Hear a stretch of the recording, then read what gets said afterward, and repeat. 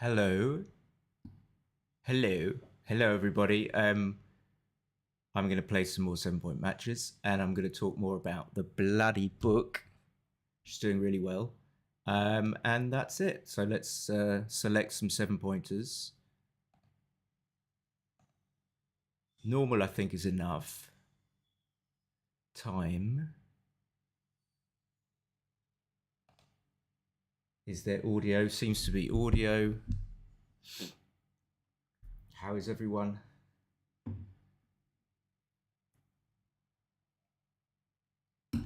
Got an opponent already. Fantastic. Oh, we got Afshin. I can't hear any sounds. Actually, I think here you should hit on the 1 point, but I'm not going to. Why can't I hear anything? Tell you what. Tell you what.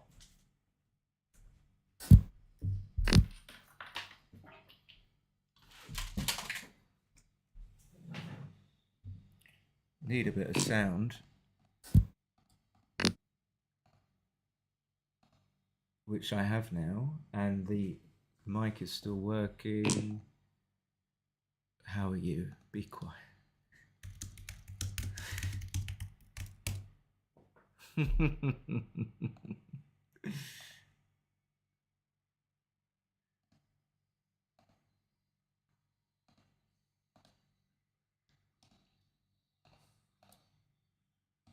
So Afshin's my best buddy. Afshin is like a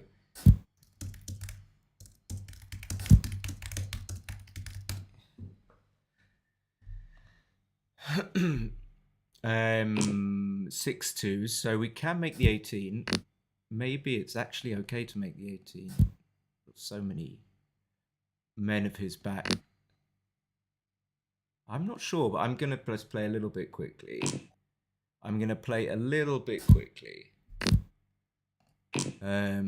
can safety that blot on the 16, which I'm very happy about. Not too much of a disadvantage to come in on the 24.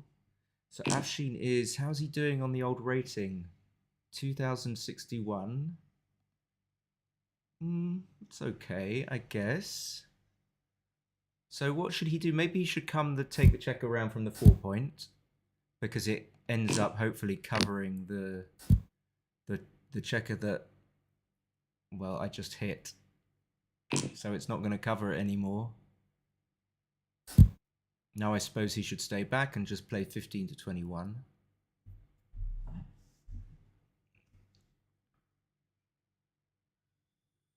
Although, now I'm thinking about whether he should come out. I mean, he can do that as well. I don't know if... what don't I know? Whether or not there was any need for him to come out. There might well have been. But anyway, he's got 5 checkers back. Happily make the 11 points. Sound should be okay. Always a bit of a sound fanatic. So a long way to go, even when you've got bar and all that kind of stuff. Nowhere near doubling, even when you've cleared the midpoint and all that kind of stuff. So he's got a very, very strong board. You can definitely stay back on the 10 point, 15 point, whatever.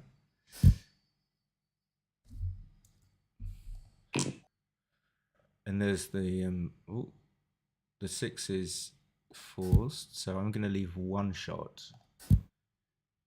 Probably. Why am I saying probably? I am leaving 1 shot. No other adverb to it. And I'm still going to have trouble bringing it home. Again, another shot, but I get to make another point this time. So he's missed again. Still don't think I can double.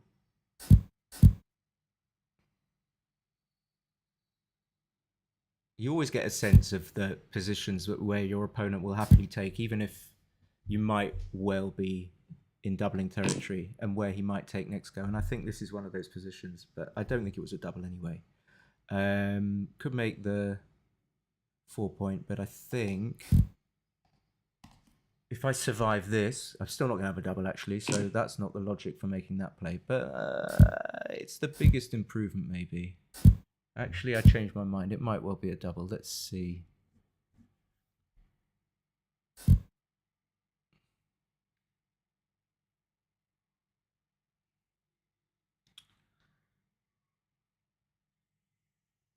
So sensing that it's not, because there's so many bad high numbers like 6-5, 6-4 even, that, well, 6-4 will cover actually, but leave a shot.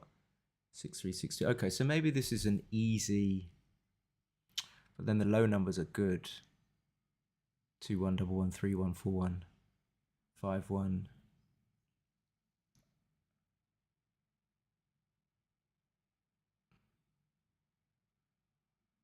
Yeah, maybe it's a double. I mean, how bad can it be to roll? You roll 6-4 and you get to cover. So I'm in that. That's one of the things my weaknesses is when I'm not really in the zone. I tend to kind of be pessimistic with doubling, and I wonder if that's a universal kind of dynamic or thing that happens with people. But I think now, I mean, I can just roll at 4-2 and can't be too bad to double. Or 4-1. 4-1 will be interesting because I probably won't hit, but double six is like one of the worst. So that would if I'd have considered that number, it would have swung it for sure. And now it's just going to be a big pass on most of my rolls, and worse. So he should play on. So double six was, if you get up that graph that you have on Extreme Gammon, and you're able to sense where all the dice rolls are, double six would have been right at the end, the very worst roll for me, I think. And the difference in that has this this graph has these bars, and the bars for double six would have been, well, I think it is too good. I mean, I don't think it's even close. That's one thing that people that are not super strong players, they really struggle just playing on, because they're so happy. So even though he kind of identified it was too good, his instinct is, or his inclination more accurately, is just to double. He can't really believe that it was. And now I don't know whether I'm quite happy to anchor, even though I'm 2-0 down. Yeah. Again, this is like one of those plays where I feel I can walk into a mistake. But I just like doing that. I like anchoring. He's got a 3-point board.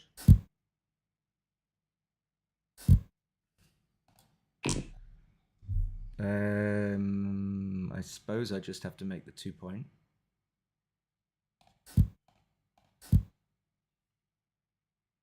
Hi, Chris. How are you doing? So he's happy to make the anchor because the checkers on the 9, 8, and 6 are pointing at that lone checker on the 3-point. So making the anchor is an obvious improvement. And although it doesn't mean that what he considered going to the 15 is definitely wrong, it's just the fact that you can see that a play makes such an improvement is going to be very suggestive that it's the right play. And here I think he's right. He should definitely stay back, which he knows. He doesn't really have much in race. Yeah, I like the noises are perfect. Really good. Really funny how nice roll, but he's still, I managed to stay in it with 6-5.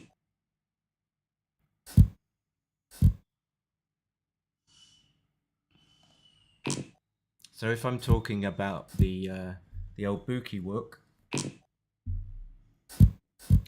just as a reminder, I have these spectrums. Can I bring them up? There they are. On the left-hand side are the non-gammonish ones. So this is a non-gammonish position. And we're looking from Afshin's perspective. So he's 5 away. He needs 5. I need 7. And if you look to the left, and you track through all the scores, you'll see it's not there. What that means is that 5 away, 7 away is not an active score when it comes to doubling non-Gaminish positions.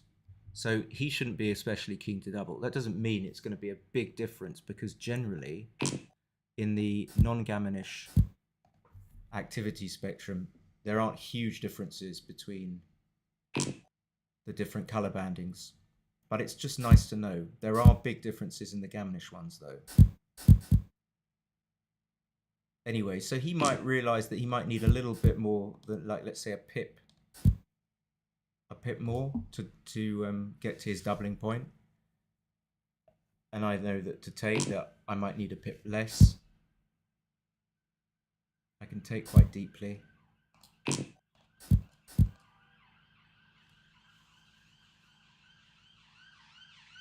Having said that, rather than memorize everything, we need to get a sense of the score, what's valuable. So he's 5 away. Winning 2 points at 5 away isn't that valuable for him, because it puts him at 3 away, which is not a great score to be at. In other words, it's always good to be an even number of points away. So fighting for the extra point isn't that important for him.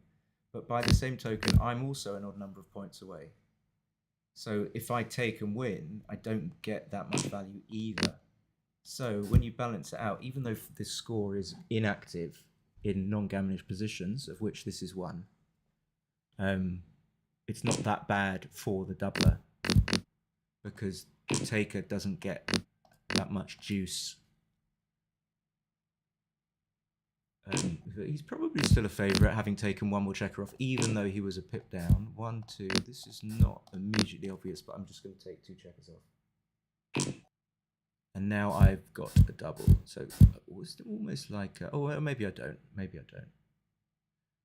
2 pips is probably not enough with the structure. So I'm pleased that I was at least not auto-clicking and missing opportunities.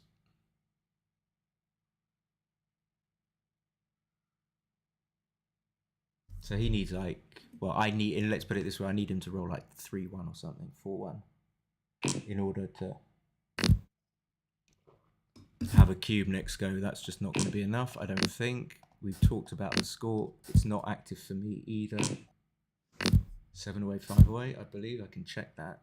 It will probably be a little bit more active just because I'm trailing, but here I'm 4 pips up.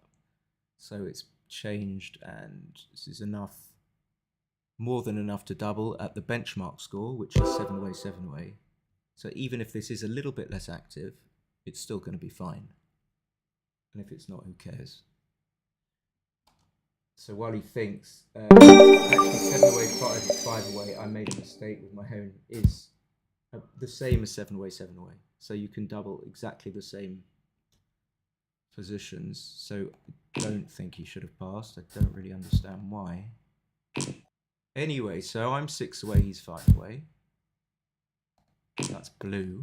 For Gaminish positions, I feel I'm going to get a nice, already a little bit, sidling towards Gaminish. He's got a checker back, so it's vulnerable. But of course, not enough an advantage to do anything yet.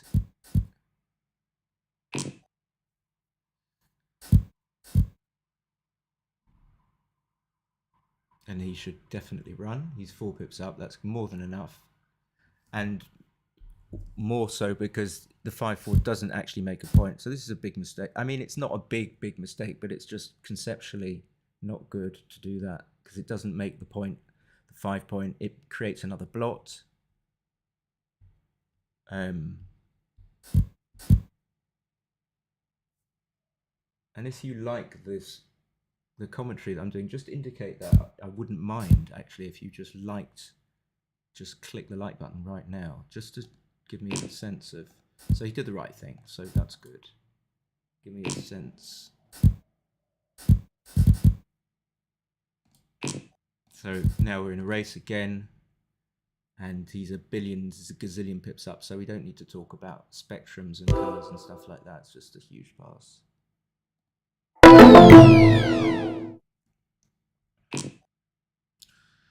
So 6 away, 4 away.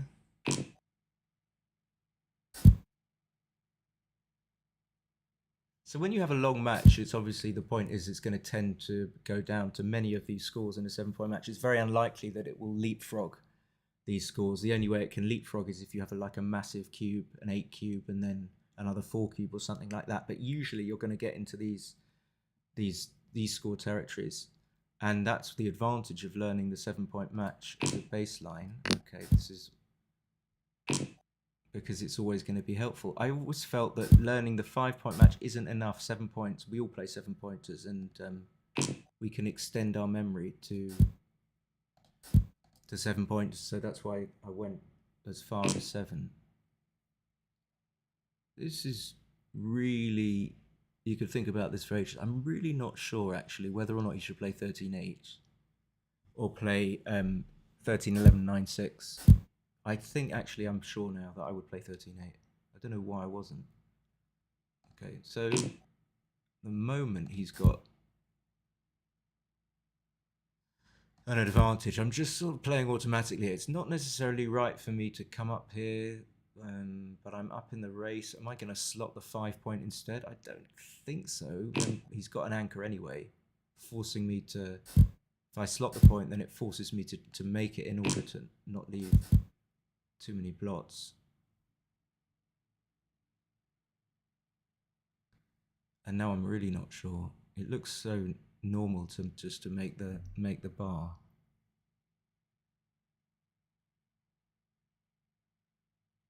Don't think we need to though. I'm gonna do this. Like his double 5 is gonna be so bad. His 5s and 3s are now converted into really bad numbers. Or his 5-3. And this is much worse. It's still good.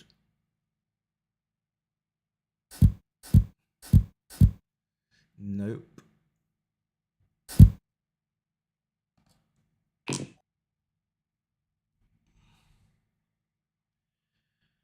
Yeah.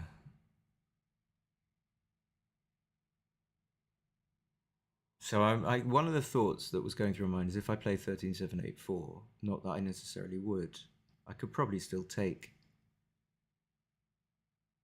because it's not that bad, and the score 4 away, 6 away is not that active for him. If I get away with it, I would want to do this. I don't think there's any other reason. So if I'm going to leave the shot, I think it's much more sensible to leave it on the 9-point, because it's going to be very difficult to cover the blot on the 4-point. But I can either cover this blot if he doesn't hit, or I can lift it and make it safe. So he might, no, I don't think he'll have it. Okay. He micro paused.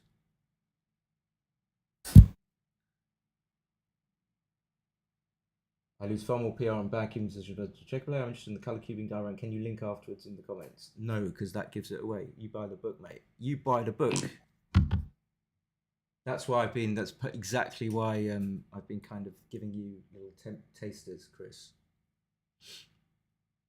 But I mean, someone might end up putting it on the internet at some point.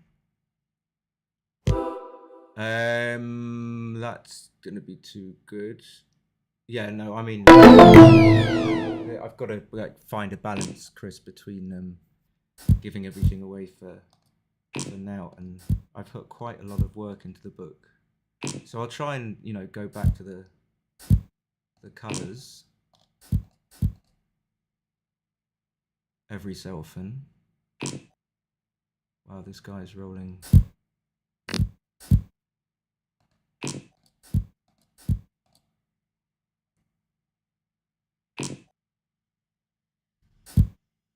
Don't know if he has to come up there. I think that's a little bit short-sighted. I mean, what's the logic? Just to escape, maybe? But now I've got 3 checkers on the 6-point waiting to bear down on him. Okay, I think I prefer for him to stay back. And now I just don't know how to play this. It's awkward. I think I have to make the bar and come out. And the problem is when you have moves which don't really, it's funny because you feel, I had this with a student the other day, there's a move where you feel like it should be absolutely clinching for you, but it's not if you make the right move. So then you might be tempted to make another move that you think is more clinching, more decisive, which is this one. I just don't think that makes it. That's just a winky wanky move. Unless I'm going to hit loose on the ace, but this gives him so many numbers. So he should just hit and pick it up and just be happy. Doesn't need to do anything apart from escape. No, it doesn't need to do that. It doesn't make sense to me. Okay, I don't think I can double. Even if I roll 3, 5, 2, 6, 3, 6.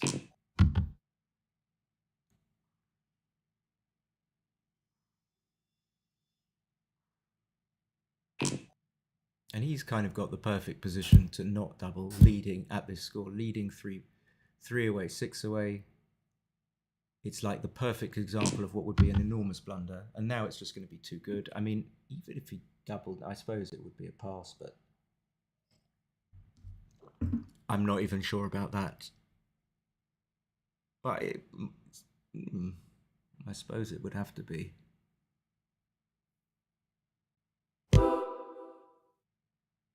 Yeah, it's too late. So I've seen that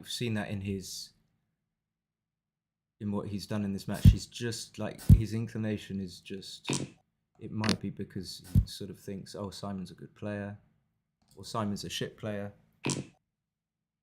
It could be because he thinks, you know, when you're playing a good player, you tend to get, maybe you're sort of, oh no, I can't double.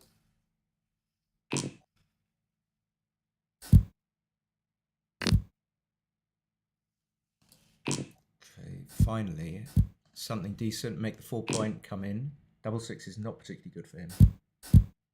I guess it's not bad.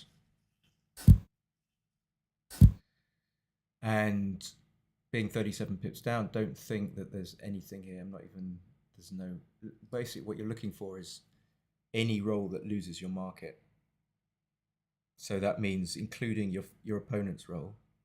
So even if I was to roll 5-4, I don't think that would lose my market. Maybe double 6 is the only one.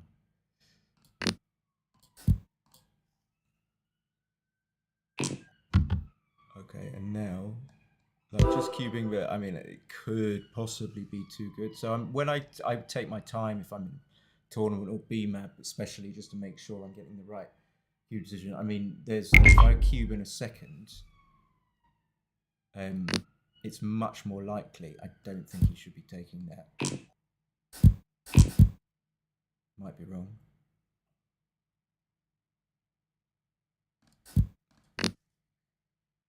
Yeah. Well, it hasn't worked out that well for me, though, I suppose. So he just comes up. He's happy to come up there. Stick that checker on the number 5. So even after this kind of sort of a super joker, maybe just a joker, don't know what he's thinking. He's still not in good shape. He still needed to roll a 6. So I'm still a big favourite.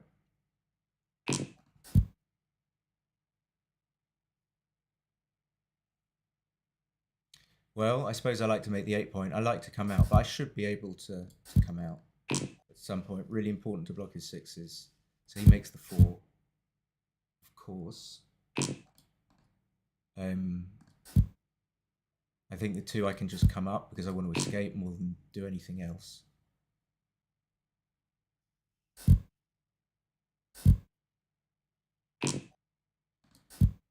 I get to escape and make the 14. He can think about running. I mean, what else? What's the downside of running is he just gets gabbered, but I don't know how he might get gabbered the other way, excuse me. I don't know if he's actually going to play this, but he's just showing, I think actually he's a little bit he likes to show that he's seen the move. So he's probably, I wonder if he'll actually go back and then go back again. No, he's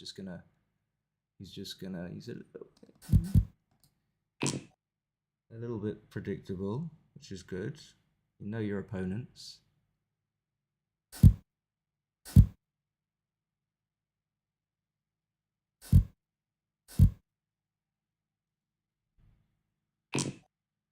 So he ended up getting stuck. I almost missed this.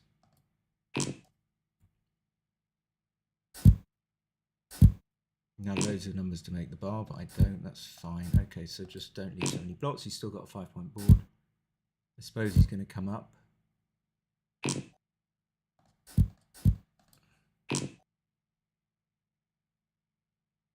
So of course I want to try and win a gammon. I don't know if I'm going to be able to. Okay. I need to hit loose and leave shots.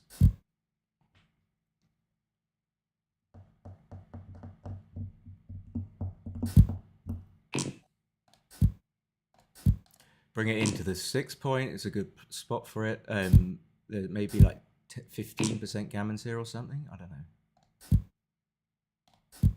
I'm not a massive fan of that, but I don't want to take too much time. Don't really want to checker on the 7-point. So happy to get it off. Keep the prime. Bring 2 in now is better than keeping the prime, I think. So always weighing up like downsides and upsides of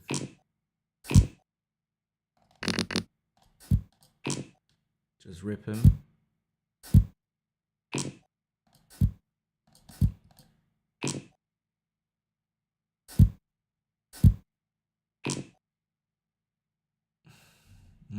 Well, if I take one off, I've got to play 3-1. That's really awkward. It could be right. It could really be right. I'm not sure about this. Now he's made a 4-point board, so I guess I'm happy because I've reduced shots. But okay, that's a great roll. Has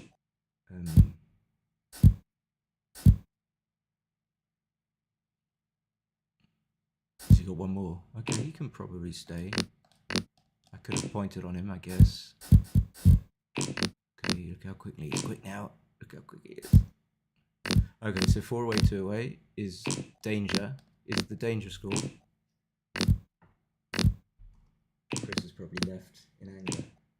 So on the right hand side we have the gambling spectrum. So I'm 4 away, he's 2 away. Look, it's should be visible even if you're watching on a phone. I always forget that people are watching on a phone. So I'm just going to double with any advantage. I really will. I mean it. Shall I double this? This wouldn't be a big mistake. I might double this. No, I can't. I don't want to make a mistake for no reason. Not quite enough here. There's just not enough. There's only double 4, double 6, which will... Well, actually, well, no, I don't think. I think it's slightly too early. But after this is a big improvement. So if he doesn't make like some sort of anchor... I keep saying stuff and it turns out to be wrong. So now he hasn't made an anchor, but why would this not be a double? It could be a double. I might just double this. It's really interesting, actually. So on the one hand, I'm thinking there's lots of numbers that aren't very good and leave a shot. So why would I double? But then I'm thinking that I've got the anchor, so if I get hit, it's not that bad, and I can still kind of win the game and kind of gammon him, if that makes sense. And I just don't want to roll double 3 and then having to pass. I could just roll double 6. Okay, so like look at, if this is a cube, I think it might well be. Look at the slender. You only need the slenderest of advantages. Oh no, I don't know how to play this. Well, I need to win a gammon. It's 4 away, so presumably I need to forego moving the back checkers because winning a gammon is worth double. But I would never think about doing anything other than this, normally. So. Yeah, I think, okay, I'm never sure. What does that do? Double 5, so at least it's not a 2. But he's just scooting out there, but he's going to have to leave 1, and as long as there's one checker that's vulnerable, I've still got that gammon threat. He couldn't do anything about it with a double 5. Double 5 is obviously a good roll, so I think it might have been worth foregoing. I could come out there, possibly. I wonder about double 5. So 2-1, obviously a good roll. He gets to play it to 7 as well, which is a small thing.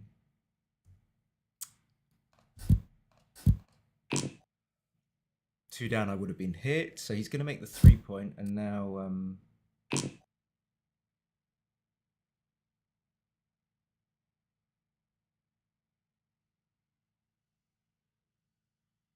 so now I'm thinking, is there ever any reason to come off the anchor? Usually you wouldn't just come off an anchor. But I'm not afraid of being blitzed. I mean, I don't lose anything if I get gammoned.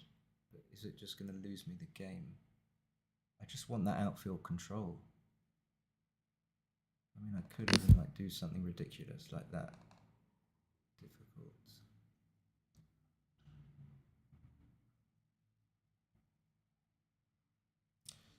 So what would it be? Like, it would be, if I come off like this, it would be like a lot of really hurting rolls, like 2-1, double 1, double 2, double 3, double 4, even 5-3.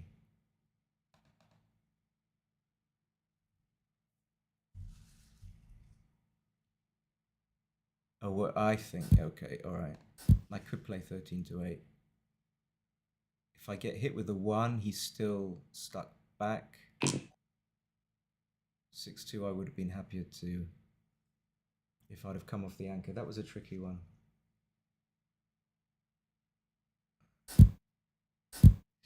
No, he's not going to do that. He's not going to do that. He's just being tricky. Okay, so I end up missing. I don't think I can stay back.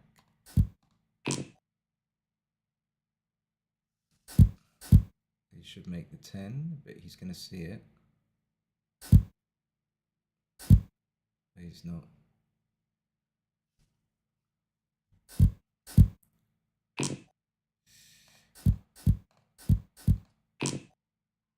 He should make the...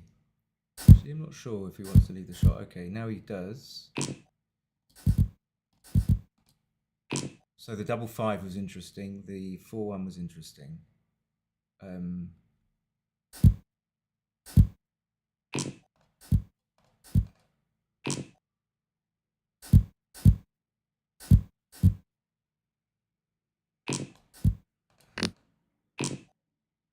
Just trying to think how I could have decided better if I had more time. If I'd have been able to work it out. How you think about what you're meant to be thinking about. How you weigh up with that 4-1, how you weigh up how bad it is to be pointed on versus the extra coverage you get, and then you have to factor in whether or not leaving the anchor is generally bad because of the gammons that you activate for your opponents that don't exist here, or whether or not it's just all about just giving him good rolls. And I think it's probably mostly the latter.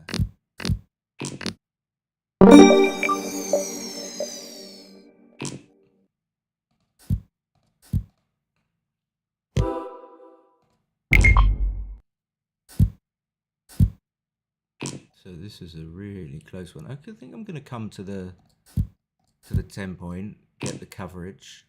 Happy I did. Now I get much more chance to build, and this is not a good roll. Okay, it's just going to be a race, but I'm going to win it for sure. Actually, I don't know if I... He's a lucky squiff, old Afshin. He's a fucking lucky squiff.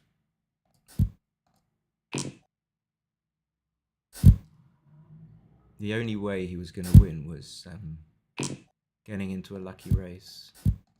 It's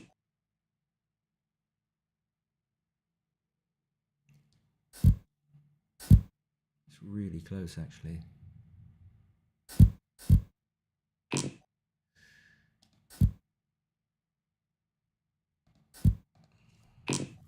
Come on, come on, come on! Boo! Boo, Afshin, boo, Afshin. 3-2. I'll just do that.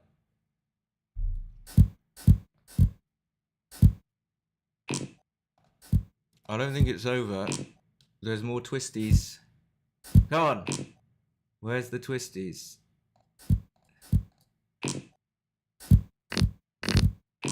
Oh god, he's so lucky. How disgusting.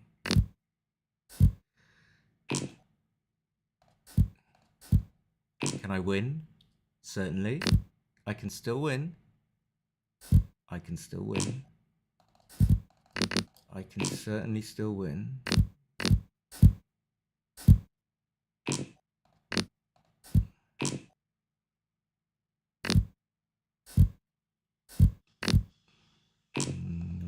Don't think I'm going to win. I'm ready to fire up XG. What a lovely match. Let me say, good game to my buddy.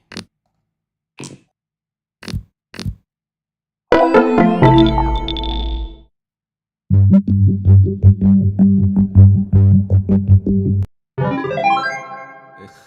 Okay, he played pretty well. What did I do? So I got my decisions 3.9. I got my decisions wrong. I'm going to have a little look on...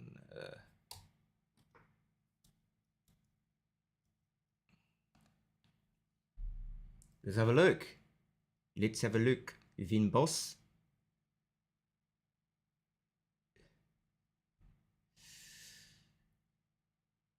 It might not. Oh, it's doing... Oh, it's opened. Oh, okay. I misjudged you.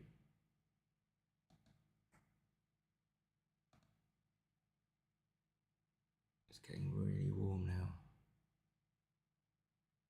The heat is building in North London. So open, downloads. I'm very disappointed. Downloads, all game files. All game files. That's not that. Is it? Oh yeah, all game files. All files, all game files. Oh, maybe I didn't download it yet. Silly old me. That's right, isn't it? Analysis. And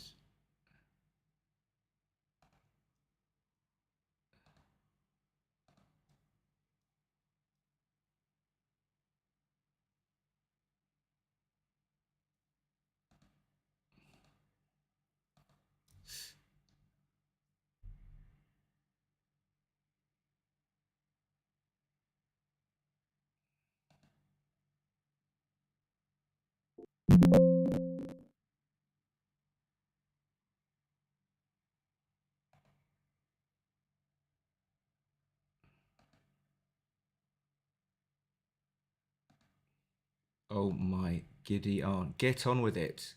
Jesus. Here we go. Here we go. So I think Afshin will be happy with how he played. Let's see. It wasn't, as far as I'm concerned, I only had two kind of tricky decisions and I screwed them up, I guess.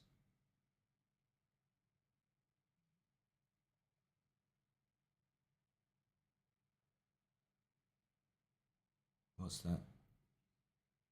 This is, okay.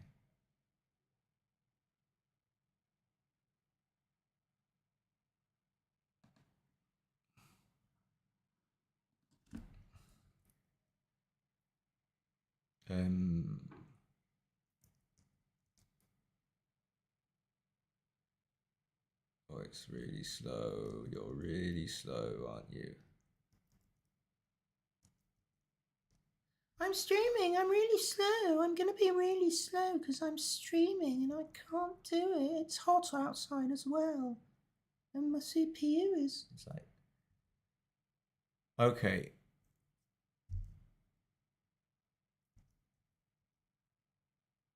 Because I'm waiting for it to like... Just quicken up. There's some bottleneck is taking up the processing power, but it seems to want to take fucking ages.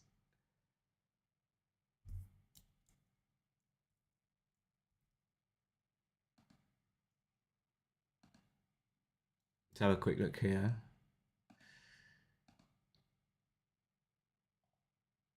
Let's have a force quit. Let's have a big old force quit session. Quit that. It's a big old force quit. Come on, let's force quit some shit here. Come on, boys. Let's force quit that shit. Canva, no wonder. Maps.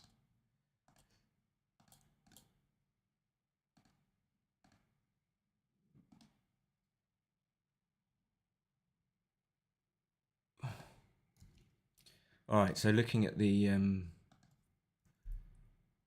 much easier 5-4 could have hit. He hit loose. I hit back. I wasn't sure about that. Okay, it's right. I'm not going to look at how big it is. All pretty clear to me. And then I should have just made the 4 point. Oh no. No, I got a hit. Okay, all right. Sorry. Excuse that ridiculous comment. I hit and come round, and this is just about when I double. So I'm gonna please. I didn't see that making the 3 point duplicates threes. Okay, so that's one source of the rubbish. I did double at the right time. That's good. That's good. It was very close. Okay, that's kind of good as well. Can we go back to XG? I think we can.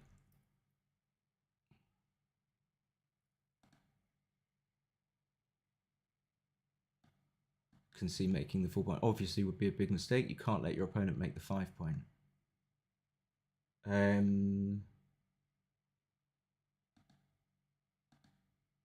I don't know why it's taking so much time.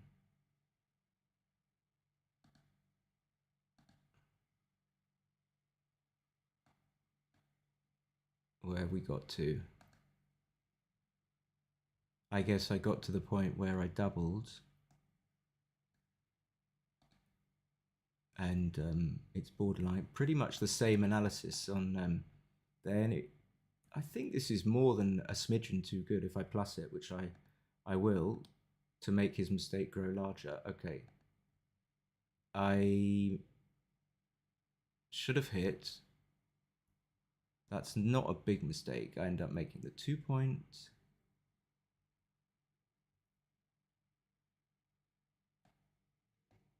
It's really struggling. I really prefer to use the XG analysis though than this.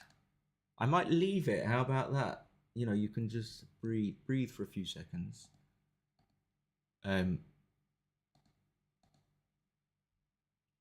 Or should we go out of order? Let's have a look at this 4-away, 2-away cube. So not a double by 38. That's not going to change on XG. This checker play is right. Okay, that was tricky. I forgot to slot with my very first move in this game. 2015 was better. Okay, that's a learning thing. Okay, 39-3-2. I wonder what XG says about this. Was a very tricky play. 13-8 is not there.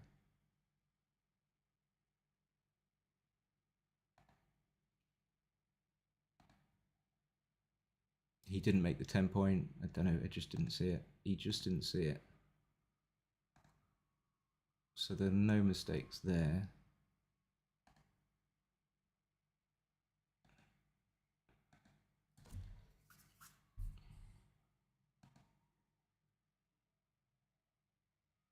Ah, okay. All right. I didn't consider 39-8-2. I considered 39-37. That's just bad. This one I didn't consider, but I'm not too upset about that. I should have left them on the 15 point. This he passed. Oh, I forgot about that one. I don't know why he did.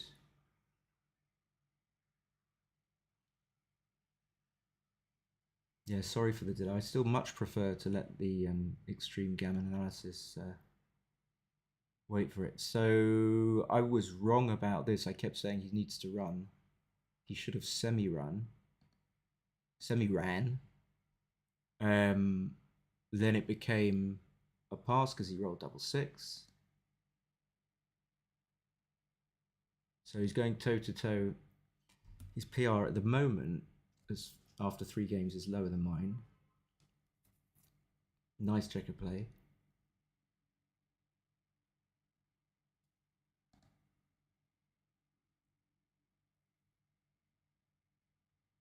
Yeah, this was awkward. Yeah, I didn't really know. I just played this quite quickly, and then 5-1 as well is not. It happens to be a mistake, but much smaller. But it's still not right. And then little bit better to make the 7 point, but my play of anchoring up isn't too bad. Ah, this one I never see. What kind of play? I mean, this is like a falcon play, but it's a one with the notches where you leave the duplicated 3s and 1s, and it's a double shot. It's difficult. I did consider playing 22-12 and leaving.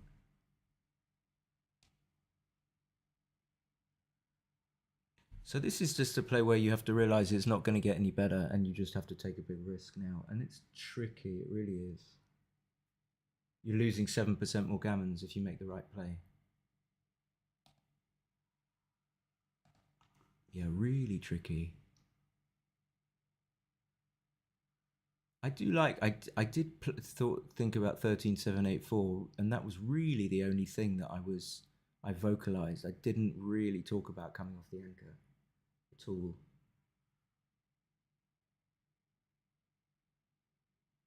Coming off with both, if it works, you've suddenly improved your position.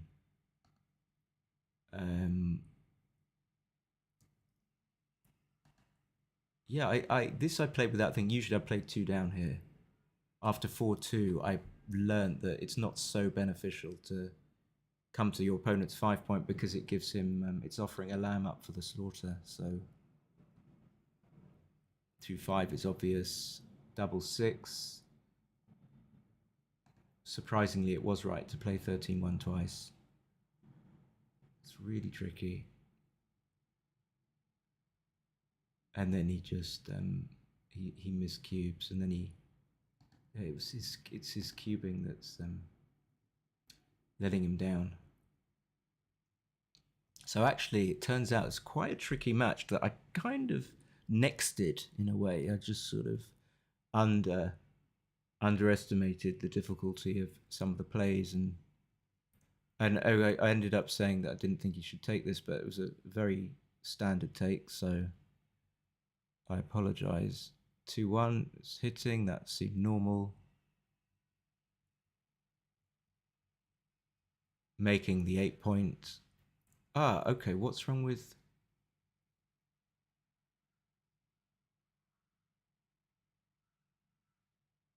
I didn't, my brain, yeah. I mean, I thought my brain is working well. I just didn't see that you can just come out with the back one. That's obviously much better than staying back and then, yeah, whatever, I can't.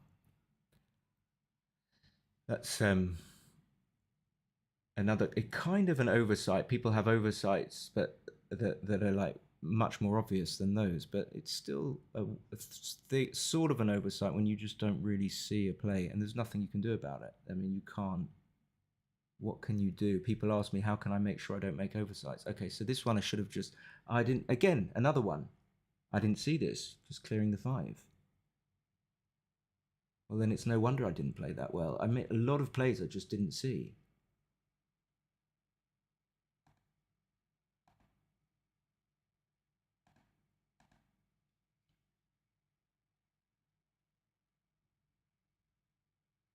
Ah, he missed the 2-1. Yeah, I know that. I should slot, by the way. 2-1, you just played 24-21. I was confused because I thought it was my roll. And then this is a no double.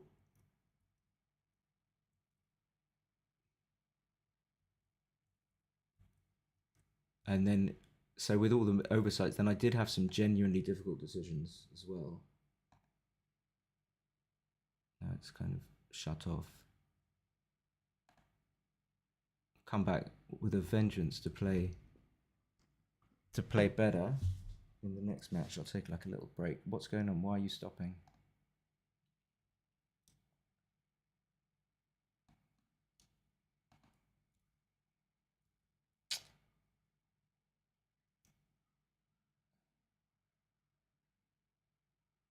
Yeah, it's really slowed. What's going on?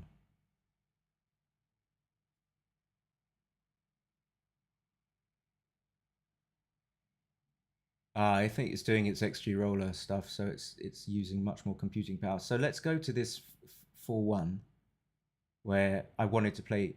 I just so happens that the play I wanted to make was right. I saw that, So to me, that's kind of obvious, but I was scared to do it.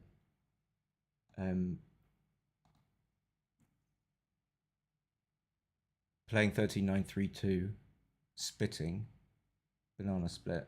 It's a bit weird. All right, I think I'm going to leave it. I've gone into way too much detail. People always tell me, "Oh, I don't like the XG analysis. It's boring. It's boring. It's boring."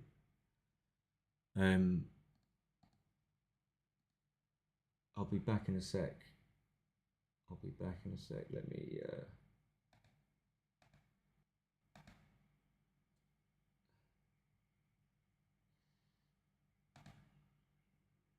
Backs shortly. That's fine.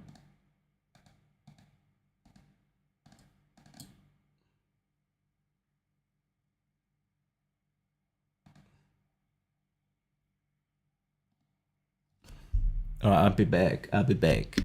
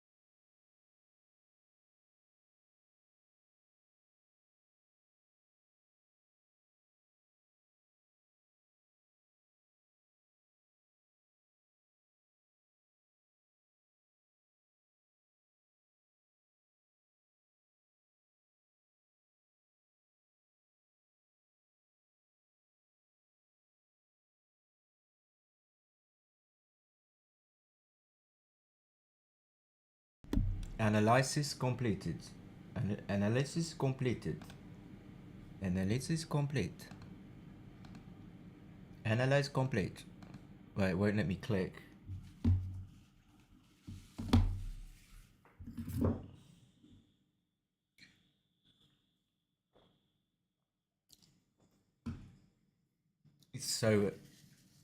It's just difficult sometimes. The computer, the system is like really fine, absolutely no problems at all. Okay, it has done that. That's good.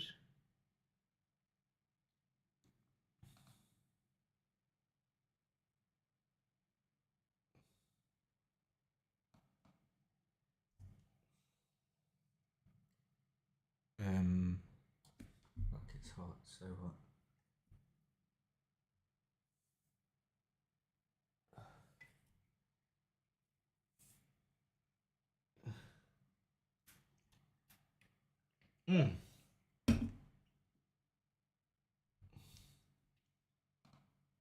Okay.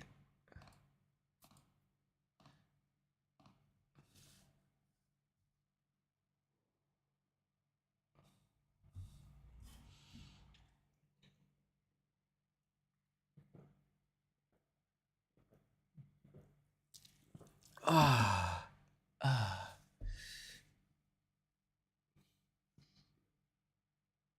Who have we got in the chat? I wonder if any women ever watch this. For obvious reasons.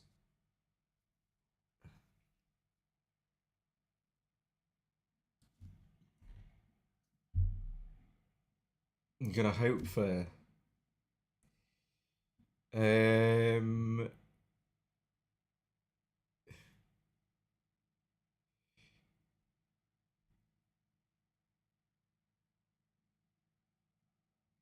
God, it's warm. It's really warm. 28 degrees suddenly.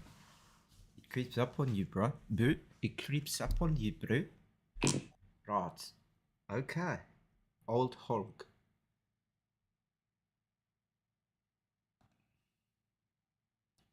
Oh no, it's an old German.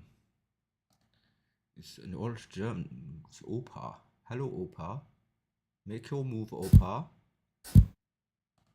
Okay, I've lost sound.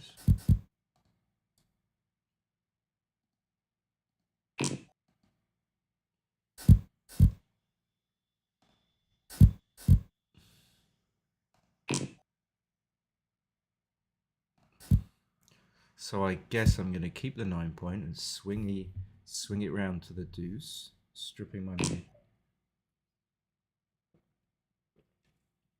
With his double two, I suppose his priority was to get off the 7 point, but he can't do that. So he hasn't really done anything much better. I always say so the reason I make the 1 point is it keeps the spare on the 8 point. Okay, he's going to make the deuce. That's fine, I suppose.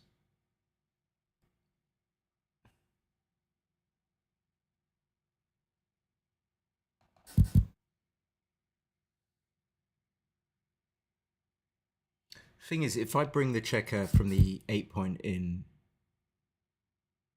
I might have to leave a shot next go anyway. That's not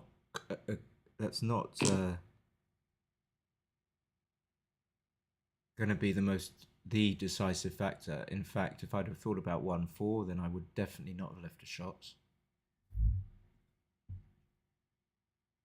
because he gains so much when I leave the checker there. He gets to hit it, vacate the 18.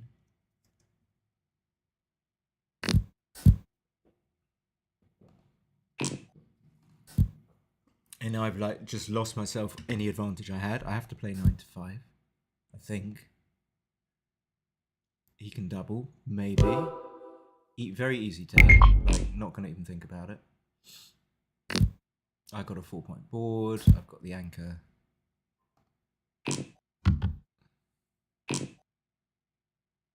So questionable whether or not the double 3 was definitely a difficult decision. Yes. I don't know what he's thinking about. I mean, that's a bit unfair. It's not that. I just want him to play because I'm being impatient. I suppose he's thinking about... I thought he might have been thinking about hitting. But I don't see why you wouldn't make the 10, because the alternative of putting the checker on the 18 point. Okay. It's not that it's wrong. It just looks a bit ugly. Okay, so I think... probably have to make the 22.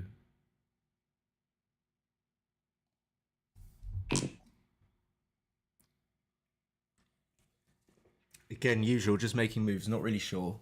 Not really thinking. Okay, yeah, I think he has to do that. Okay, and now we have like that similar kind of 6-4's always tricky. Like you can do... Gotta check here that it's not just completely wrong to do that. Like, what's going on here? What is going on? Well, what's going on, I think, is I would like to challenge the checkers on his mid by doing something like this. But the question is it just too dangerous to give up the back anchor? He's still going to be able to play some numbers, so he's not going to leave shots immediately.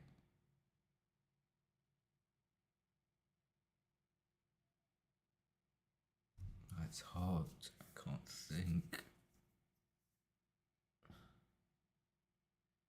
We have a comment. Hi, Alex. So yeah, I'm just a bit kind of bogged. I just play 13-7-8-4, but and then I'm gonna have to leave. Okay, so maybe you just you just leave when you have to. You don't leave before you need to. And then it's difficult. The question is, this is the thing with multiple checkers back. You make mistakes. Like, which anchor am I going to leave? And I don't know. I don't know how I would decide actually. Which anchor am I going to believe? I think the front one probably, but not just stacking them up.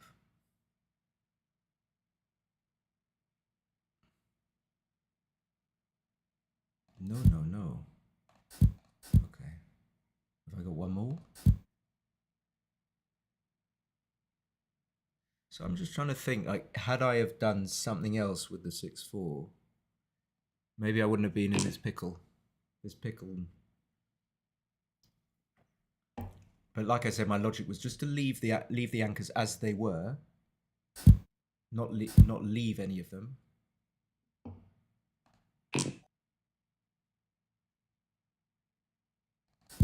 And then it looks like you're going to do something like this. Okay, so if you don't, you have to leave blots.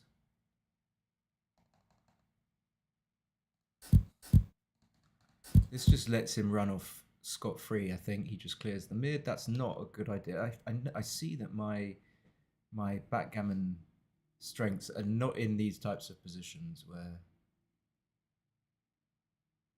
you're trying to work out where the contact is. But I think, yeah, okay, I'm just going to do this. So it solves kind of the problem of when I have to leave the anchor, because I was going to have to leave the anchor anyway, and the 5-5 allowed me to do it there and then. And now that's just kind of a get out clause. It's too easy, and I think because the play is easy as well. In a way, I didn't want such an easy play. And I think the play was easy because I saw he had these even though I've got wastage, he has wastage on his 2 point. So I'm looking at that and thinking, well, I'm happy to run into a race lead where I'm 2 pips up after the roll.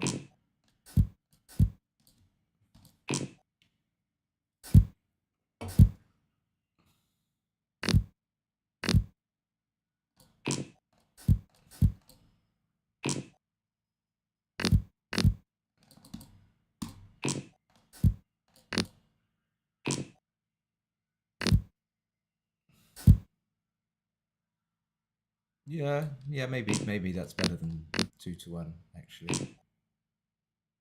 And those are the other things that I need to think about. They don't come naturally to me, those bear off plays. It's a lovely roll because he gets to unstack.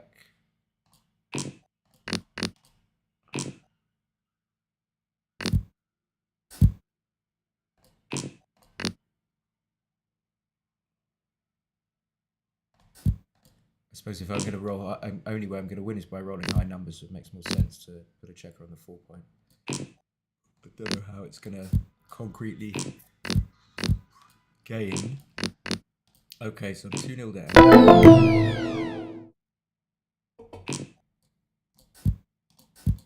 I generally don't like bringing 2 checkers down. See, you get hit.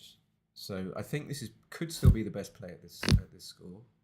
I'm not an expert, and I'm not going to try and memorize the 3-2 response at every single score in a 7-point match, but that's a great sequence for me. Now it's even better. I make the outside point, kind of achieving almost all I need to be able to double.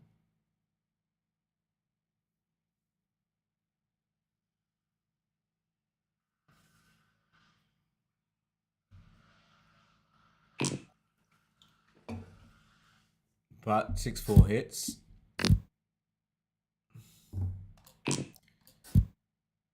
And so I try and escape again.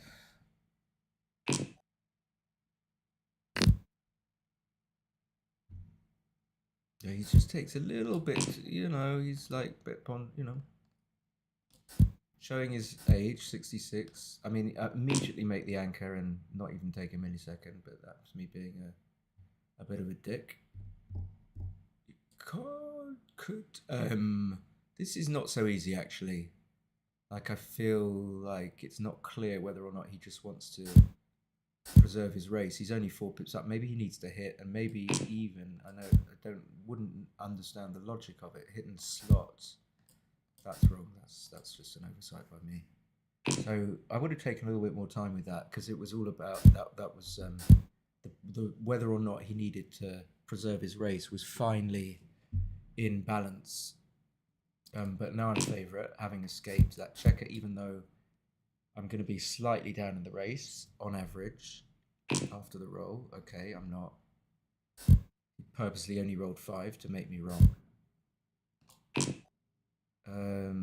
Again, I don't think I can leave a shot, because now that's exactly why, if his 5-1 play was right, this is why I don't leave a shot, because I'm winning, so I don't want to give up my advantage, and I think that logic is going to hold for this play as well, even though it might get awkward for me.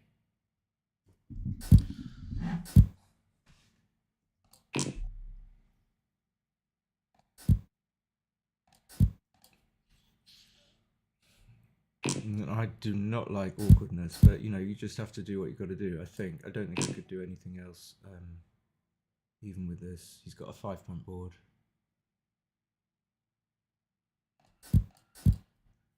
Personally, I don't see any other play. Okay, he's going to roll double 6 anyway. So what was the point? If he was going to roll double 6, what would be the point? That's another reason why you don't need to leave shots, because sometimes you're not even going to be up in the race after you leave them.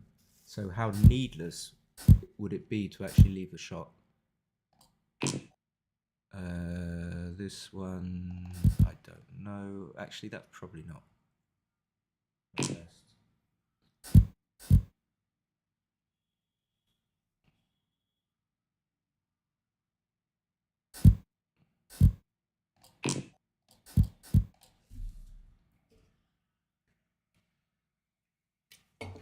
So, yeah, I've got a terrible wastage. I think he should double even at this score, which is not very active. 5 away, 7 away. And it's probably just going to double now. I mean, it's why probably.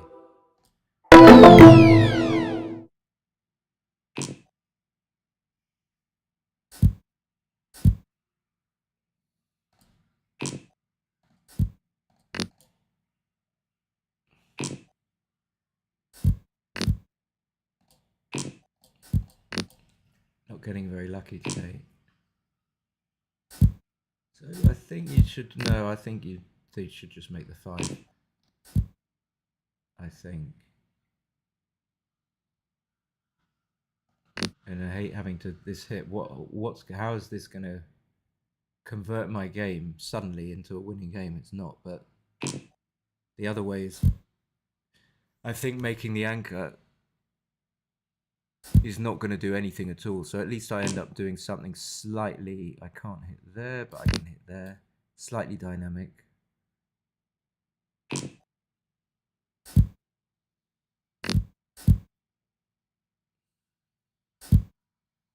I would have come up. Hi, Alex. Hi, Crispin Boss. Okay, what happened? Oh no, all these men back.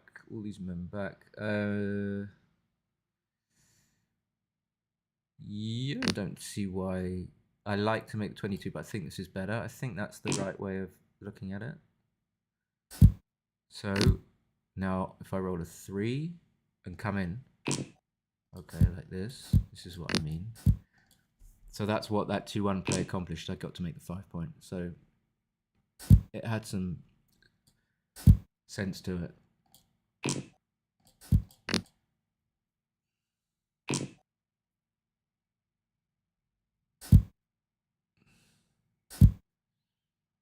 And now maybe it's a 50-50 game. Something close enough to that sort of range. He's playing pretty fast actually, even though I'm like saying that he's. You can either run all the way, which might be better. I think it's probably better. This is a bit like that kind of rubbish 6-4 play I made, where I just didn't think that I could leave the anchor. So he can't do that. Now, can I double?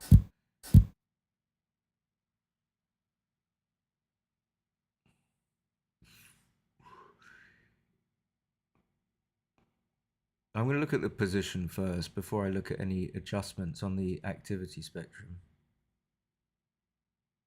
I just feel that this is not strong enough, but let me just recalibrate, mate. Let me just recalibrate. What's going on here?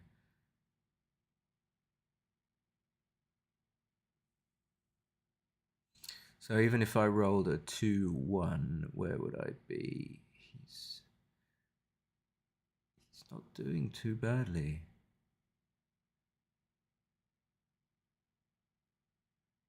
So if I roll, let's say I roll a 5-4, and let's say it's right to make the 20. It's actually stronger. Where am I? I am. If we can visualize that. You shut up. You make that face at me.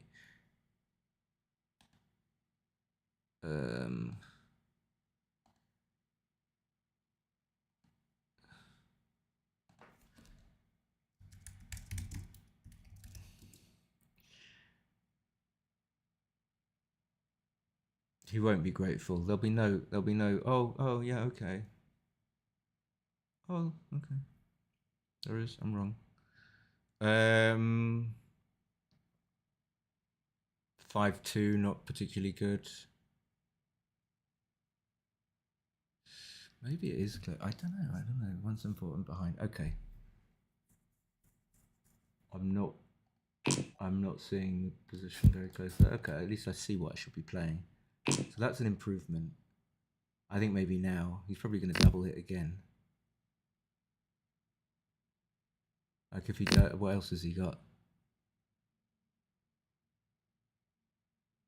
I mean, this is when he runs out of time. If I hit, he's a bit screwed. If I don't come in, let's say I fan, it's not the end of the world. Am I like overcooking it here? So I'm not saying the obvious. This is I'm making an adjustment here as well because of the score. This is green on the spectrum. It's a gammonish position for sure. I just like the fact I've got the anchor. I like the anchor, and I like rolling a 3, and I like the solid prime. Okay, so this is where it starts to look stupid. Oh, but he's got those blots out there. So the 3-6 without those blots would have made me look stupid. And he still might choose to come out, maybe. But now I just hoover up the blots, and he's going to have trouble maintaining his front position. Okay, so he's going to do that. I'm happy to just do that. Send more men back. Back the bastards go. Same. I think I just got to make the 10 or the 9 point. Eventually he's going to have to... He's going to come in at some point. And he's going to crunch. He's going to crunchy.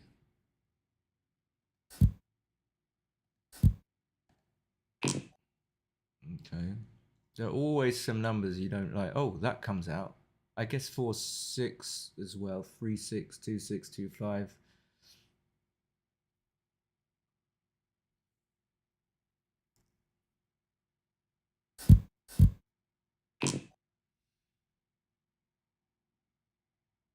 And I almost didn't see this. I think this is better because the go before I wanted to get that back checker out further. I mean, or not further. I wanted to get it out as well, and I ended up doing something else. Can't remember what I did. So yeah, you can. I mean, how long is he going to be able to keep that for? 1, 2.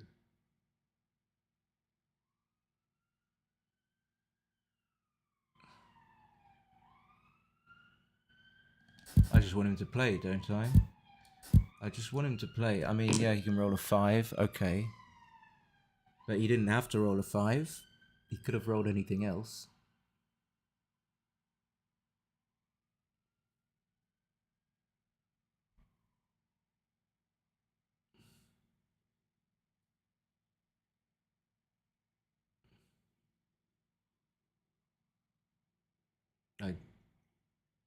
assume when people pause that something else is happening. That heart attacks or something. Mini heart attack. Oh no, okay, why would you do that? Okay, so he's going right back where he came from. Maybe, is it too much to try and brute force the 9 point? I don't think it's necessary, actually. You see, he was always liable to crack, was old Holg. Alte Holger.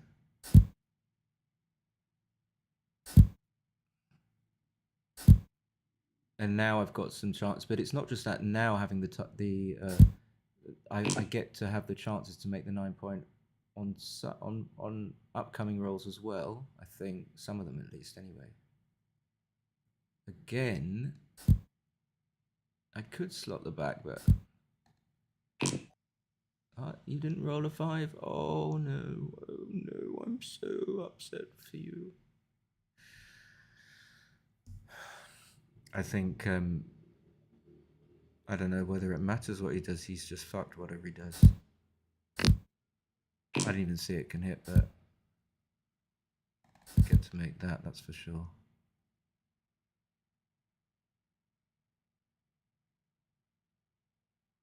I suppose refrain from hitting. And do I play 12-11? Don't really want to hit that guy on the 23. Like, of course he rolls a 6. Should he just play 4-1 or something?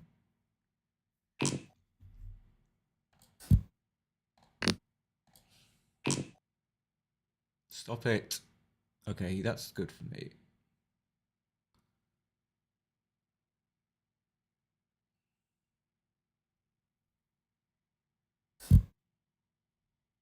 Alex Shagian Backgammon asks, is it still very hot in London? And my answer is, it wasn't always hot in London, but it is hot now. It has got progressively hotter. Brew. Am I going to hit him on 2 point? 2 point or not? I don't know. Right.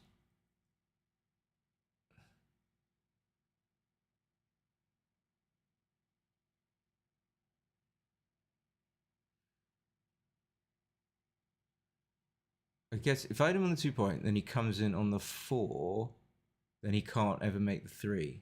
If I don't hit him, he has 1s to make it, but is that... I don't know. I feel this is what I would always play. Okay.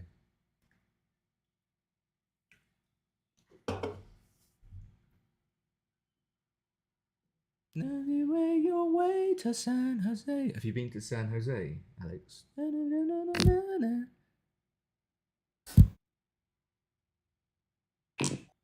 Oh, you fucking cunt. So refraining from hitting that. Did I say fucking cunt? Refraining from hitting that. I mean, it was, but when you say it was politely, it's completely different to saying it with. So there I just do that. I think keeping the 6 prime. Oh, we got a new book. Veli. Veli. Hello from Norfolk. Hello, mate. Veli. Veli 420, welcome.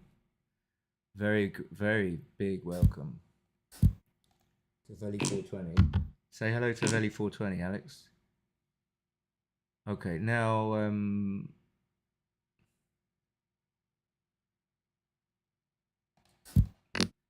don't you make faces at me, Holgi. Holgi butt. Okay, so I want to get him to come off the 22. Shall I? I don't see why not. Shall I do it? I think he's going to roll a 4. Okay, it's not too bad. Hi, Seb. You're my pleasure. I didn't really do much with the book. I just reordered you one. He's gonna hit, right? But it's not too bad. I'll just send him back, like so. But now he gets to have a spare on the correct play, right? I guess I'm just gonna make it. Oh, I'm a fucking idiot. I'm a fucking idiot, aren't I? Shall I just clear the... No.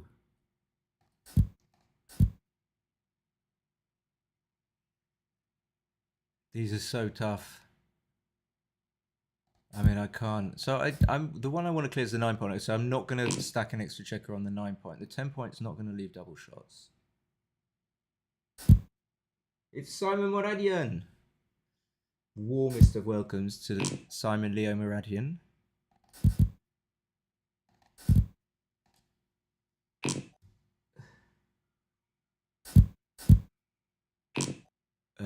The 2 is forced. Oh, it's just all...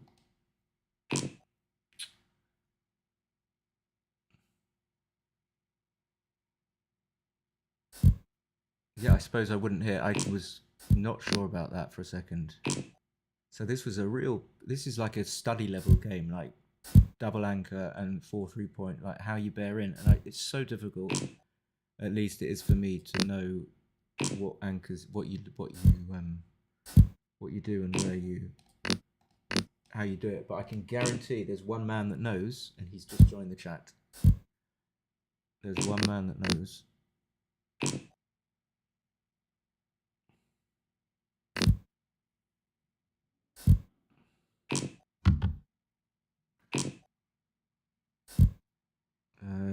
I don't think so. I think he needs...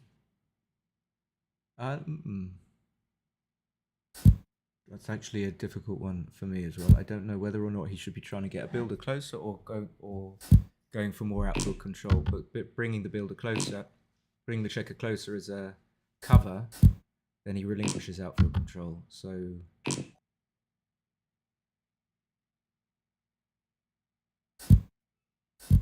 okay, now he's gone for 2 builders.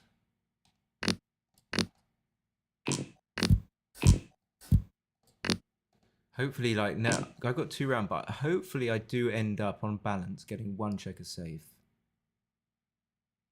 and not exposing another.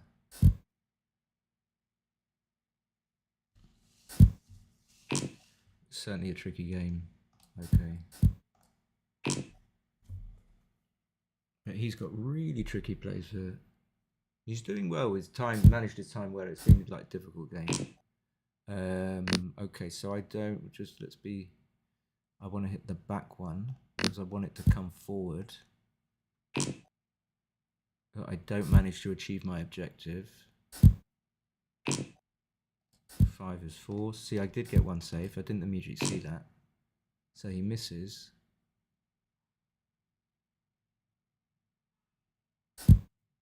Yeah, I'm not great on containment. I don't immediately see what he should be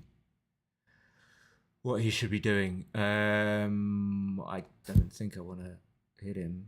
Like, okay, so I get hit, but sometimes I get missed.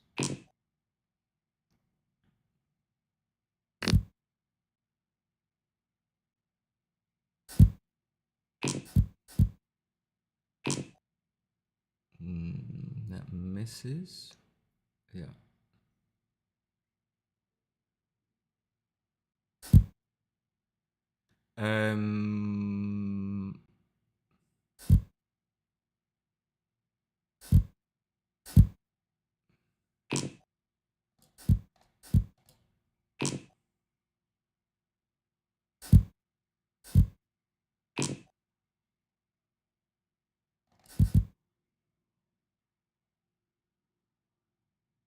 Not super obvious, but maybe semi-obvious. Very good roll.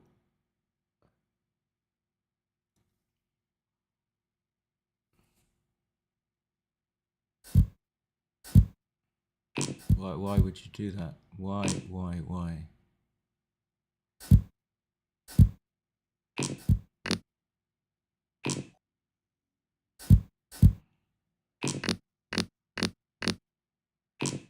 Gonna get gammoned anyway.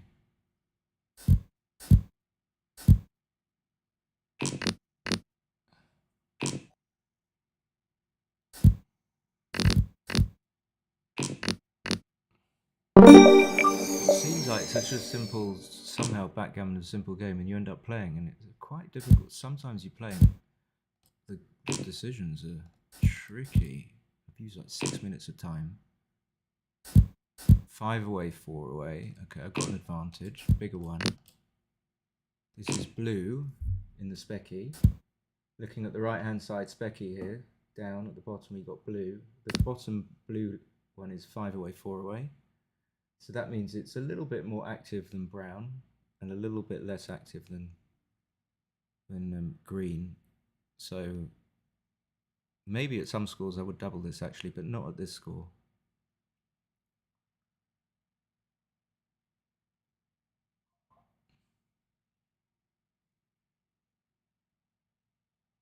The 6-4, I don't remember. Ah, yeah. His 6-4, I think he should have just come in on the 21. I don't think this is a cube. 1, 2. But that's a good roll. Are we talking about, hello Eric? Are we talking about his 6-4?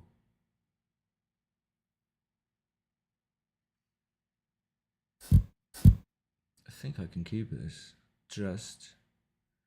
He's got like 4 blocks. So one thing I always look at, it's simple, I just look out for how many blocks my opponent's got. He's got 4. That'll do nicely. I got a better ball with him as well. So it's going to be like a small cube, probably. Very easy take. I will piss my pants laughing if he passes. Obviously I won't. I'm not that type of person. Okay, so I get to double hit, which is good, but I'd rather not have to take the risk of being hit back. But I have to do this because if it works, I'm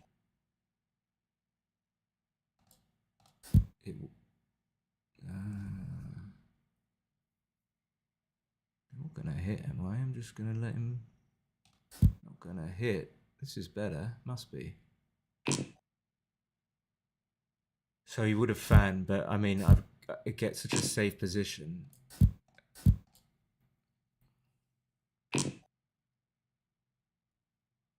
And now he has to go for broke. I think I don't see what else he's not going to. He's just gonna let me win. He gets to have another go. So now he'll hit loose. He won't. Wow. Wow.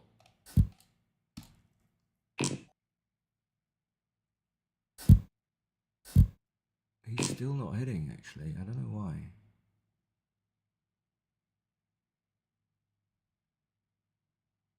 I just slot, right? Right? Yeah, I know he can hit. He will hit with a 2, and he can make the 22. But if he doesn't, I get to bring my prime home much more. I get to roll it forward. What am I trying to say? I get to bring it forward more effectively and without leaving shots.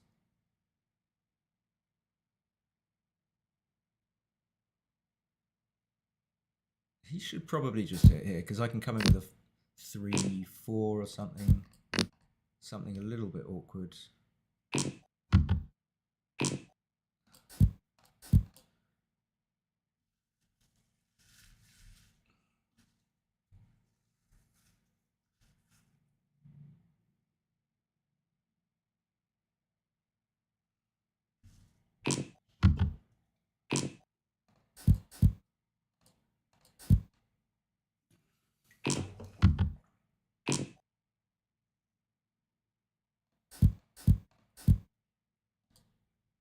That's a little bit awkward, but I think that's okay. I definitely want to clear the bar.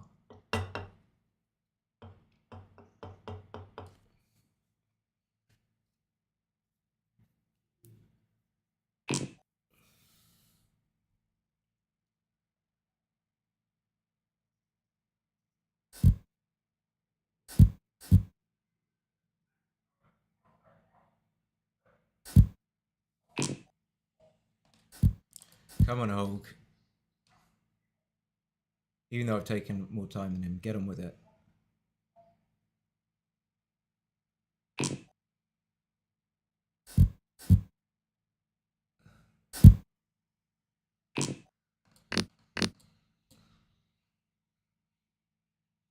I'm sort of losing. This is like playing. I play Chris Rogers sometimes, and he does 2 things. I know it's Mark Dixon, And he does like two things at once. So the delay time always ticks down every single time, then he makes his move like after 12 seconds. You have to sit there waiting.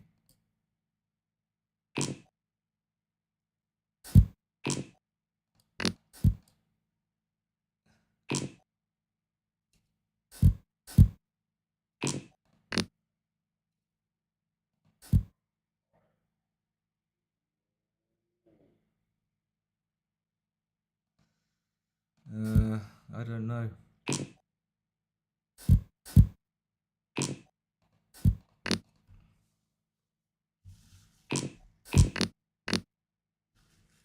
There's a double shot. That was why I didn't know what to do with the...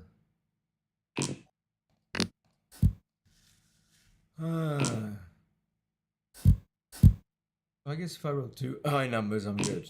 Okay, like that.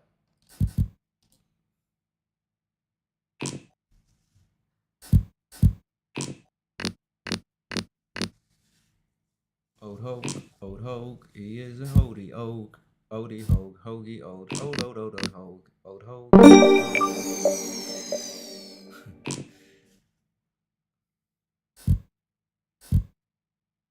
Alright, old Hogue. Alright, old. Is he watching? Alright, old Hogue.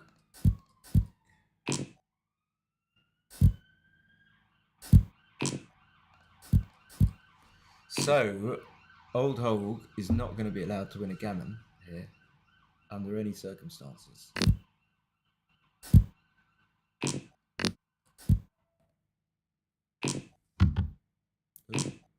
Oh no. Okay, shall I just come up? I think so. Why not? Now I get to come out with this. He's not gonna hit back. That's absolutely. I'm surprised. I'm surprised at old Hulk. So this leaves double nothing. It doesn't. He's gonna come into both. Oh no, I'm not. Okay. I never feel like game like bring those checkers down there, but I have done here. Am I gonna be hitting loose? Don't think so. Maybe. Not. I don't know these plays. I should do. Grandmaster knows these plays. Here, I believe it would be wrong not to. Oh, okay. So you're going to roll double one, aren't you? You cheeky bastard. You cheeky fucking bastard. Come on. And now I like 2-4, all these numbers that leave an extra shot. Get on with it. Oh, 2-4 doesn't, but some do.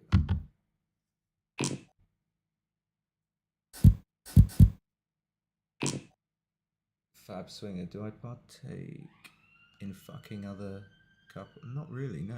I don't even fuck my cat, to be honest. That wasn't unfunny. Okay, I'm not going to be hitting here, I don't think. I don't think I'm fucking apart.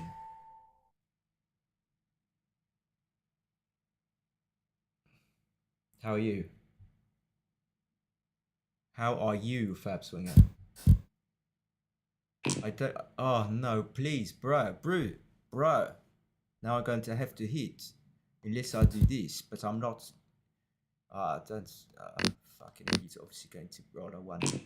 He's not. But I don't. Am I going to cover? No, I can't. I can actually make. Oh no. Oh. Would it be ridiculous to just lift the 6 point there? Okay, I get to make it 1, 2, 3, and then I don't want to leave too many shotties. Again, oh no, I don't want to hit. Stop making me hit. Stop it.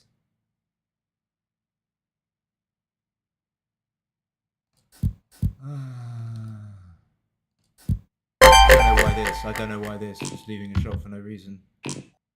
And now again.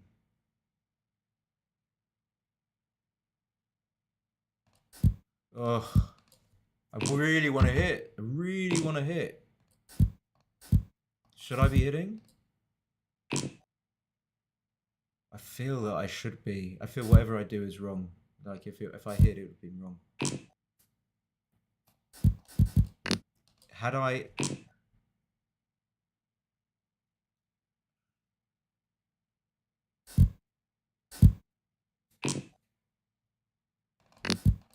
Oh, it's going pear-shaped, mate. It's going pear-shaped. It's called pear-shaped, isn't it? It's called fucking pear-shaped. It's called fucking pear-shaped. Told you. I fucking told you, son. I fucking told you. Yes, I'm a Londoner, yeah. Welcome to the Brass Milker. Milky Milky, that must be the same character as the Fab Swinger. I'm expecting some a rude remark. Any moment now. Oh, he's won. Okay, I don't want to look at the analysis here. It's a very difficult game. Very difficult. Very, very tricky little game. Good game, old hole. Very tricky game. Very tricky. It's very too hot here. One with bollocks, mate. Any type of man with a pair of bollocks will do. Nice big, juicy set of bollocks. Oh my God, what is going on here? Old Hole, you should be ashamed of yourself, my son. What is my type of man-woman? Actually, as in like a man-woman hybrid creature. What's happening here? Is it crashed?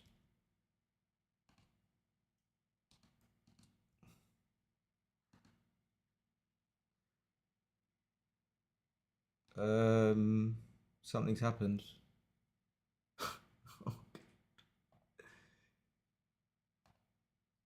I think the man-woman question. Why has it gone white? Why? Hello. We're gonna have to download the match before we put it on Extreme Gammon. That's gonna be the first task to be taken care of. I must, yes, open up this photo from 2014 World Championships. Jason Peck versus Simon Bargett in round of 16. No, actually, that's not true. Round of 32, in which Jason Peck emerged victorious with a score of 17-5. Simon Bargett didn't play particularly well in that match. Okay, analysis. We got it downloaded, didn't we? We got it downloaded, and then we're gonna like, why am I playing? You know, Grandmaster. He's playing like 3.96. That ain't no fucking Grandmaster, mate. That's not a Grandmaster. Like, I know a Grandmaster. Right, lives down my road. I know a Grandmaster. Yeah, I know the volume isn't loud. My voice is. I can't. All right, let's see. Let's see how we did in here. I think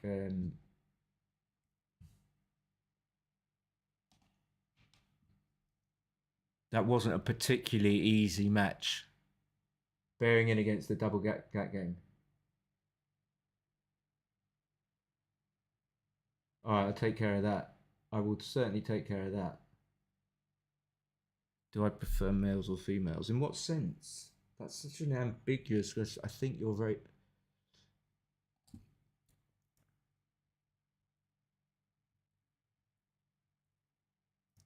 So even the 6-5. Oh yeah, clearing the 9 point. I didn't see that. Theme of the day, mate. Theme of the day. At least the analysis is going to be a little bit quicker.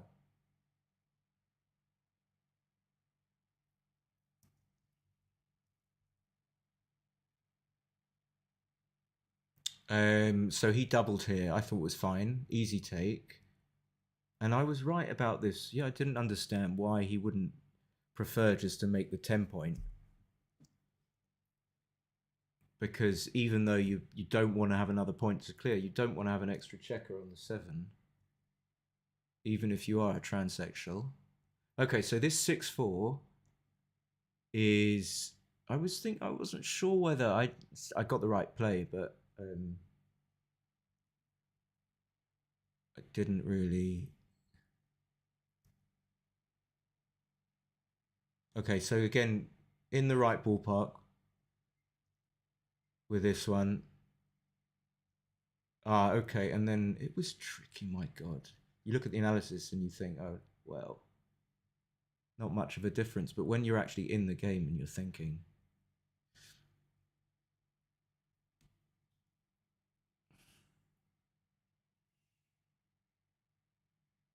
intervening relations, females and animals.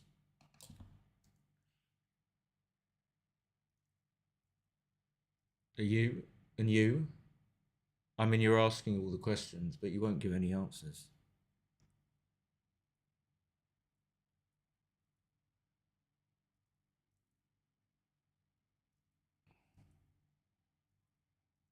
So this was an easy game, fair enough. Not going to screw up here.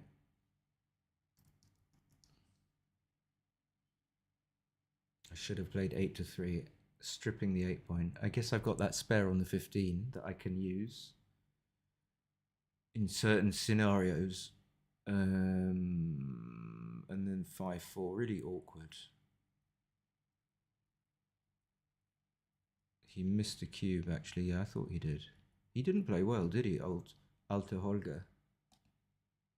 And this was the shit show of the game. Really difficult.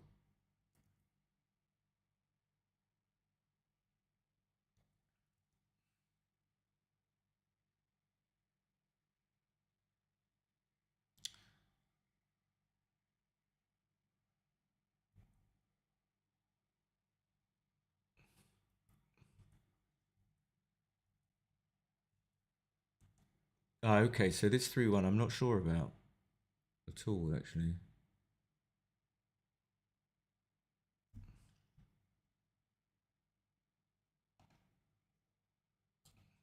It is right, by 41, which is...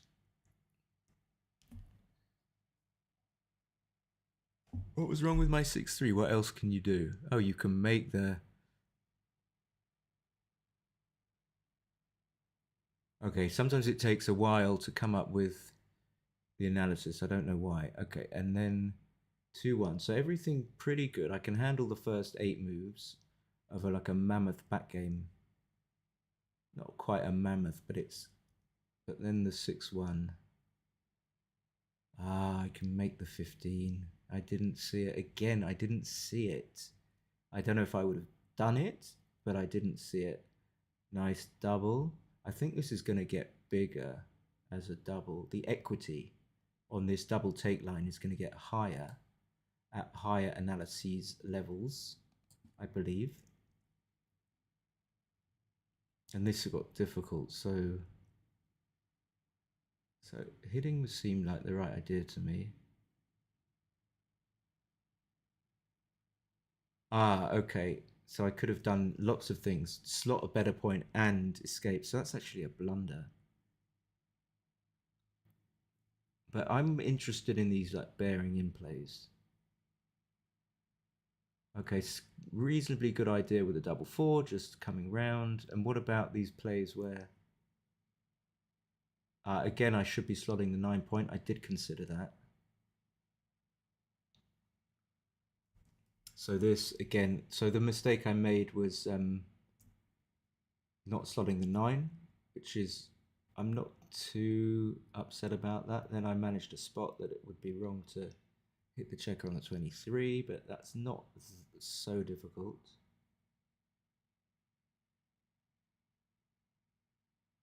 I don't get this play. Okay, maybe this is going on the forum. Can anyone explain? This is a difficult one. So why would you want to hit the checker now on the 2 points?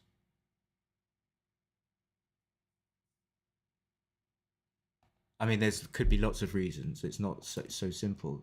It doesn't immediately make the anchor. If you hit twice, he has to roll a 3. That's very strange.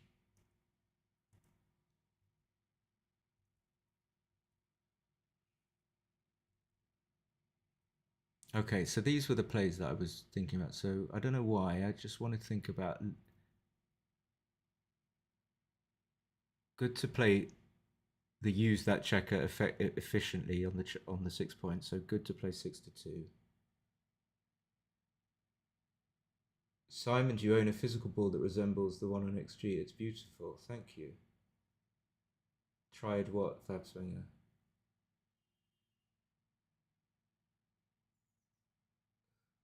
I agree.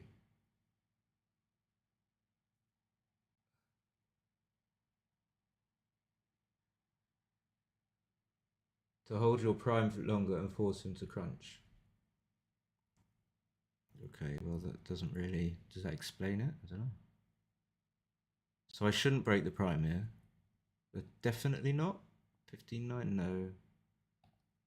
I'll have to look at that. I'll look at that later.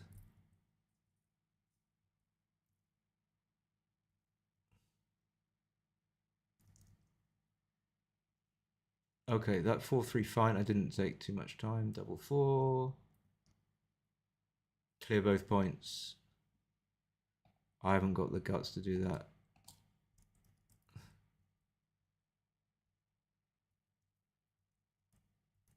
And that game was pretty much over. All the decisions were over. It's so hot here. You get hit, recirculate, increase the likelihood, but you hit him. You end up hitting him on the 23 points. So it doesn't completely make sense. So you hit him twice. You send him back on average more. Your explanation doesn't really. Sorry, I'm being.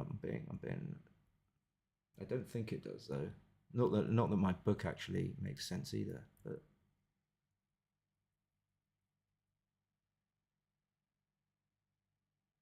Rimming.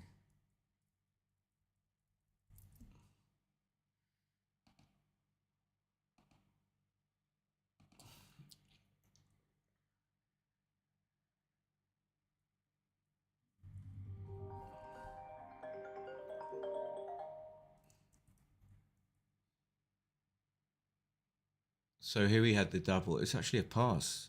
That's. So should I have doubled this? I didn't even talk about it being a pass.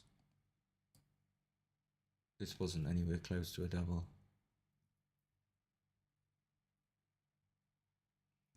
So I double hit. My 5-2, it was close.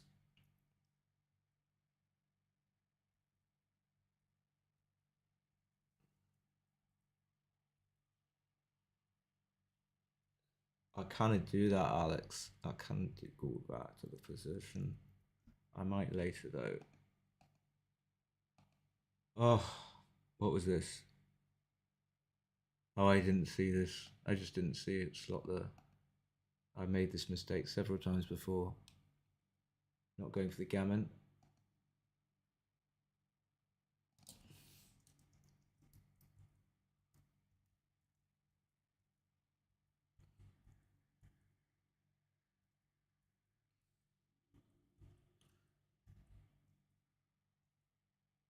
So not hitting. Okay, maybe that's the icing on the cake.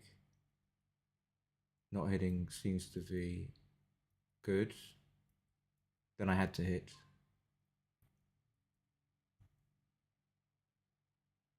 I should have hit here.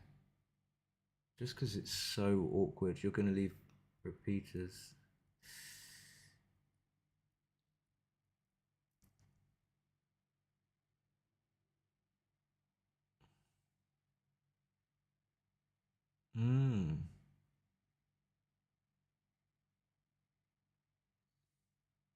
I don't understand this one either. I'm not going to talk about it too much. Because it's getting warm, I'm going to close the stream. That was it. That wasn't such a well played match, but I'm missing stuff.